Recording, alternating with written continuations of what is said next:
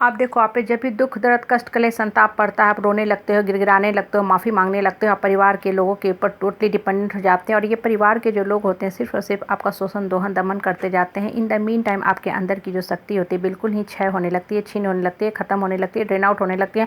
क्योंकि आपने कभी भी अपने अंदर जो श्री कृष्ण बैठे हैं, माँ दुर्गा बैठे हैं, उसको जगाने की कोशिश की ही नहीं। देखो, परिवार का कितना महत्व है, कितना महत्व नहीं है, इस पर चर्चा परिचर्चा करना बेकार की बात है। आप एक छोटी सी घटना लो, महाभारत में द्रौपदी का चीरहरण हुआ। द्रौपदी जो थी कुरु राजवंश की राजबहू थी, महारथी अर्जुन की पत्नी थी। और उसका जब चीरहरण किया गया तो उस राजसभा में उसके परिवार के सब लोगों की उपस्थिति में उसको अपमानित किया गया, उसके साथ तरह तरह के अपशब्द बोले गए। और उसी राजसभा में द्रोणाचार्य, भीष्म पितामह जैसे रथी महारथी लोग बैठे हुए थे, जिसके अस्त्र से पूरी ब्रह्मांड कांप उठती थी। लेकिन परिवार का कोई एक सदस्य भी इस अधर्म को रोकने के लिए अपना अस्त्र नहीं उठाया। किसी ने इस गलत चीज़ को रोकने की कोशिश नहीं की कि द्रौपदी जो है इस घर की बहू है, ये सरासर गलत है। राज दरबार में उसका कभी भी इस तरह का अपमान नहीं होना चाहिए।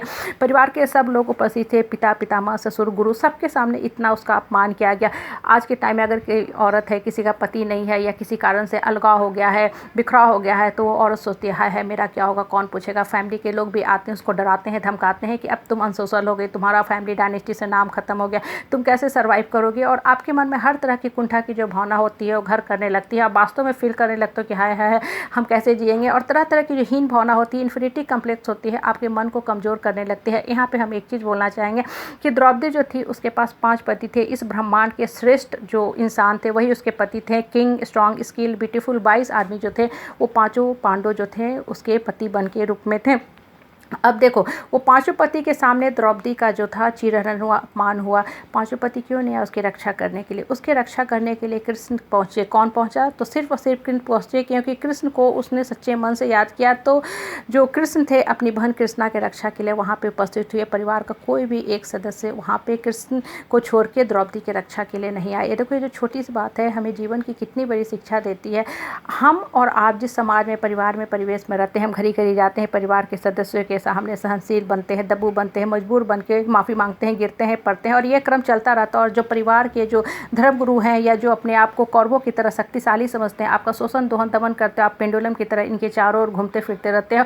है अगर हम नहीं इनके चारों ओर रहेंगे, इनसे दब के नहीं रहेंगे तो हमारा नाम चला जाएगा और हम वास्तव में सर्वाइव नहीं कर पाएंगे। ये जो सारी चीज़ें हैं ना, सिर्फ और सिर्फ आपको कमज़ोर करने का काम करती है। आप एक बार सोच के देखो कि द्रौपदी की रक्षा के लिए कोई परिवार के एक सदस्य दौड़ा, कोई नहीं दौड़ा, तो फिर आपको लोगों के आगे गिड़गिड़ाने, हाथ फैलाने, माफ़ी मांगने की क्या ज़रूरत है? अगर आपको विश्वास करना है तो सिर्फ और सिर्फ अपने अंदर की शक्ति पे विश्वास करो, माँ दुर्गा की शक्ति पे विश्वास करो, श्री कृष्ण पे विश्वास करो।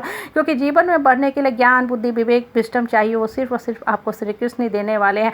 परिवार के बेकार के जो सदस्य, खाली पीली बैठे जो लोग होते हैं ना, उनसे घड़ी घड़ी जाते हो, लड़ते हो, अपने आप को प्रूफ करने का कोशिश करते हो कि आप बहुत अच्छे आदमी हो, उनके सर्टिफिकेट पे जीते हो। और जितना ज़्यादा आप लोगों पे डिपेंडेंट रहते हो ना, होता क्या है कि आपकी जो मन की जो शक्ति है ना वो बिल्कुल ही ख़त्म होने लगती है।